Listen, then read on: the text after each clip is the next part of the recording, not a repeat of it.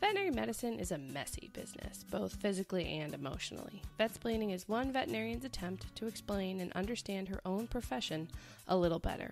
Join Dr. Lisa McFadden as she delves deep into the medical and business aspects of veterinary medicine. I thought we would switch it up a little bit, and we are going to talk about my top 10 recommendations for spring.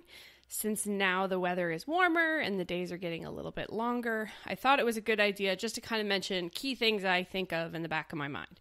First, preventative, so flea and tick and heartworm prevention. I know that everyone had, especially their dogs, but also their cats, on year-round flea and tick prevention, right, and heartworm prevention. But just in case, just remember, heartworm prevention will protect your pet backwards. So it's going to kill anything that it was exposed to the month prior, whereas flea and tick prevention is going to prevent forward. So depending on the product that you're using is going to depend on the length of time that it prevents. But fleas are gross and they cause a lot of itching and scratching and can spread disease, and they can cause pretty wicked skin infections. And if the flea infestation is bad enough, it can actually cause anemia. Ticks are just really, really gross, and they have a lot of really disgusting diseases that can cause chronic issues throughout the pet's life. So we definitely want to protect our animals as best we can, and one of those ways is with regular flea and tick prevention.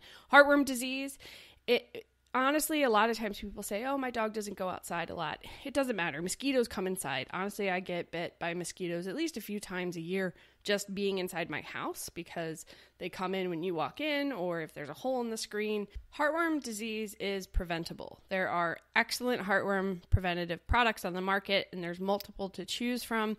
So really, there's no reason not to have your pet on heartworm prevention. And that's not just dogs. That's definitely cats as well. And indoor-only cats, again, mosquitoes, they don't really care if they're inside or outside. A tasty meal is a tasty meal. Doesn't really matter where it is. So your indoor and especially your indoor-outdoor cats really need to be on heartworm prevention as well as flea and tick prevention. Next thing to think about are our poisonous plants. There's a lot of potentially poisonous plants, and if you go to the ASPCA Poison Control website, it has lists of tons of plants. You can also do a search on their website to find out if certain plants that you have are toxic. But the big ones in the spring to keep in mind are lilies. All parts of the lily are toxic to cats, and it can be potentially fatal. It can cause the kidneys to completely shut down. Daffodils, oddly enough, the bulbs are the most toxic, but they can have some pretty significant just like GI, so stomach upset, vomiting, diarrhea, even if they just kind of nom on the leaves and the petals. Torn nails. So a lot of times people kind of slack on getting their dog's nails trimmed during the winter just because a variety of reasons. I mean, it's cold and you don't want to get them to the vet, or you don't feel comfortable doing it at home, or you just kind of lost track of time, which is what usually happens to me. And then all of a sudden they want to go outside, they want to tear around, and their nails are a little bit too long and they catch on something and they tear. So just make sure we're getting mani-pedis for everybody.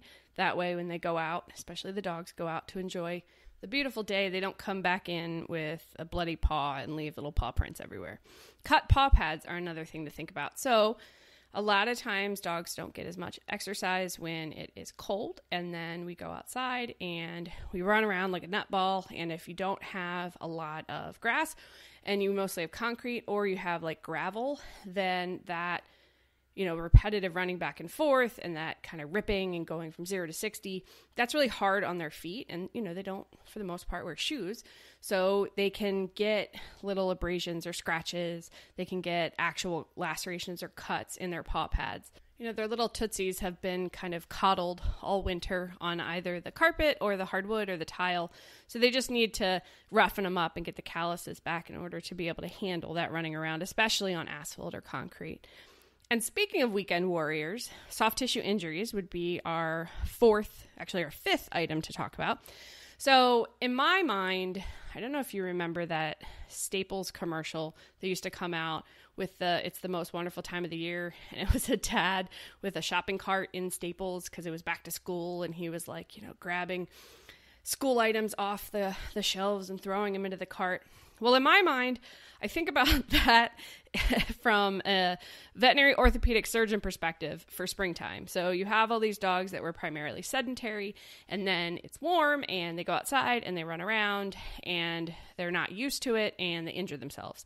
And they can have anything from a pulled muscle to a torn ligament.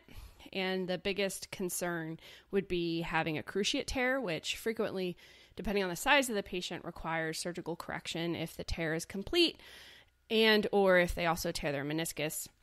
So in my head, I envision like all these dogs running outside, doing these quick, sharp turns, and then their ACLs just kind of like popping. And, orthopedic surgeons are like, yay, it's that time of year. So be smart about exercising your pet, right? Like you're not going to wake up one day and decide you're going to run a marathon. You have to train. So same thing with your dog. If rarely your cat, I guess if you own a Bengal, but I don't typically see people jogging with their cats. Although I would really like to see that. I think that would be pretty interesting.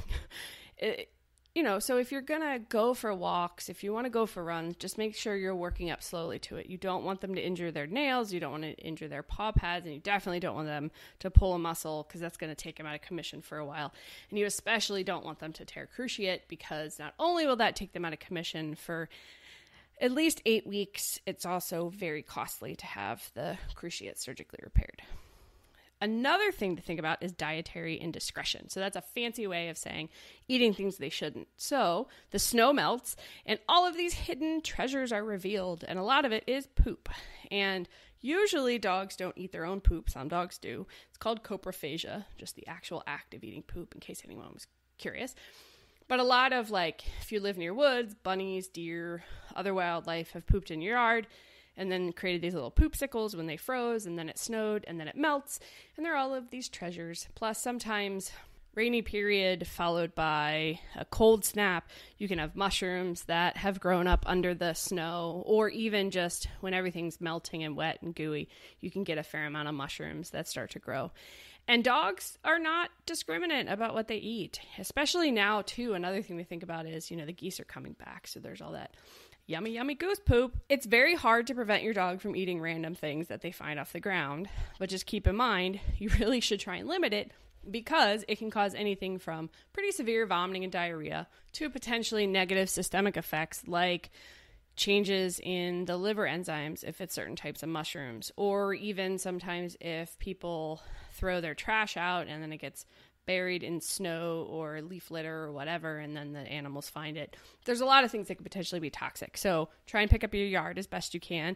I feel like I should have actually called this episode, I'm going to give you guys a bunch of homework that you're going to have to do for your pets. But picking up the yard of all poop is always a good idea, if for no other reason than so your pet doesn't eat it and then get vomiting and diarrhea, because nothing smells worse than poop except vomited poop. That's pretty disgusting.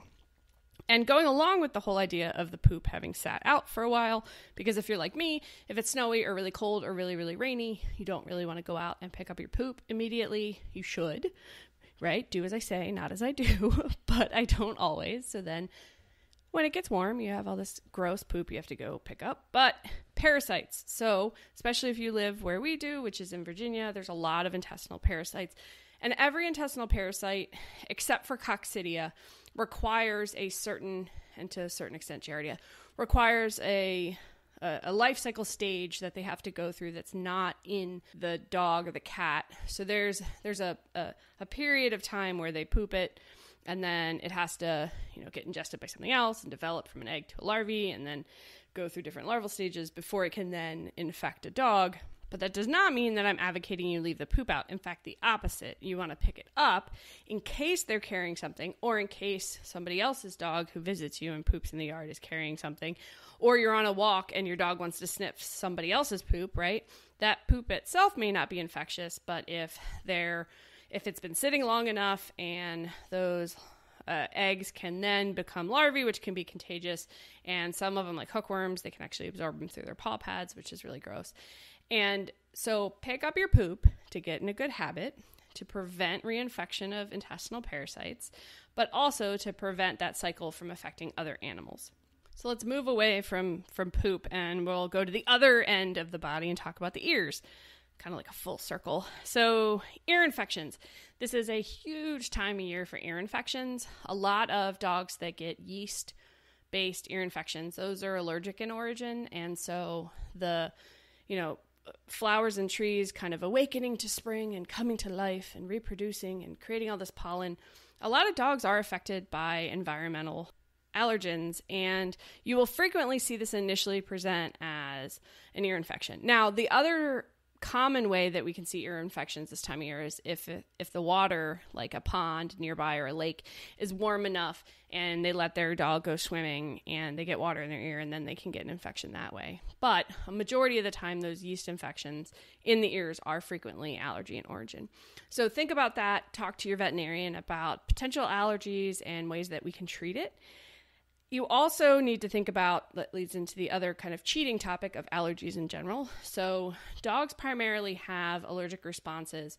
Like if they have what are called seasonal allergies or non-seasonal allergies, you will usually see it reflected in the ears or in the skin. So they get skin infections, red, hives, fur loss. Cats more often tend to get respiratory signs, and it really goes back to what is considered the primary shock organ or primary organ of response when there's an insult to the system. And so that's typically why we'll see respiratory in cats and we'll see skin issues in dogs. And if your dog is one that typically gets skin problems in the spring, talk to your vet, because there's things that we can do. There's medications we can use. There's sometimes herbal supplements that we can try, dietary modifications, just depending on your veterinarian's background and how they think it's best to approach. And things like allergy testing are another possibility, because we can do allergy serum in dogs. We can do it orally as well as injectively. And that can frequently be very helpful for a lot of dogs that have seasonal allergies. So there are options. Skin is extremely frustrating and it can be very, very chronic. That's why both human and veterinary dermatologists are always so busy, because skin, unfortunately, frequently becomes a chronic issue. But the earlier we step in, the sooner we do diagnostics and get to the root of it, the better the outcome. And the last point I wanted to mention are vaccines. So just keep in mind, if you are going to take your pet to a dog park or a doggy daycare so they can get extra energy and run around, you want to make sure that your dog is well vaccinated. If your cat is an indoor-outdoor cat, you definitely want to make sure they're well vaccinated. So I mentioned vaccines purely from the standpoint of talk to your veterinarian about your animal's lifestyle. Find out if they are at risk for certain disease exposures, such as Lyme disease, leptospirosis, Bordetella, canine influenza, or if you're a kitty cat, the non-core vaccine primarily would be feline leukemia. Every dog should be legally protected against rabies, and then they should be, for their own health, protected against the distemper adenoparvovirus. And if you want to learn more, you can listen to parts 1, 2, and 3 of the vaccine podcast that we did. But it's just a good idea to kind of keep in mind, depending on your dog's lifestyle, that's going to affect what kind of vaccines they need. Similar to people who travel out of the country will need different vaccines than people who never leave the country. So we just want to make sure that our pets are happy and healthy. And the best way to do that, and the simplest way to do that, is to be proactive. So we want to prevent an issue instead of having to deal with the consequences of it. So that is all 10 of the items I wanted to mention. So just in summary, heartworm, flea, and tick prevention, key. Watch out for poisonous plants. You also want to watch out for torn nails or cut paw pads, which then, if you think about moving up the dog, you also want to worry about soft tissue injuries, so no weekend warriors. And we also want to be careful about things they can eat when the snow reveals the hidden treasures. I don't know if anybody had those. They used to be popular, I think, in the late 90s, early aughts. But they were those candles. You could get them at the hippie stores. They were kind of big, and you would light them as they melted. They would reveal these little treasures. Usually they were little charms that you could keep. So that's kind of the world right now, right? It's revealing all these hidden charms of disgustingness that it's been hiding throughout the winter. And then going along with the disgustingness, you got to think about parasites. And then we need to think about their skin, ears, and allergies. And cats get ear infections and skin allergies as well, but they also tend to get a lot of bronchitis issues if they have allergies. And then vaccines. And again, all of this can apply to both cats and dogs. Cats can get torn nails. Usually it is multiple nails at one time because they're trying to run away from something, or usually it's they're trying to climb up a tree to get away from either another cat or potentially wildlife. Usually it's just another cat. And they can tear their cruciate ligaments, and cats can get surgery for cruciate tears. So just because, it sounds like something you're more familiar with seeing with the dog, don't forget cats can get issues too, as we know. And so we want to take care of both our canine and feline companions. So that's my brief-ish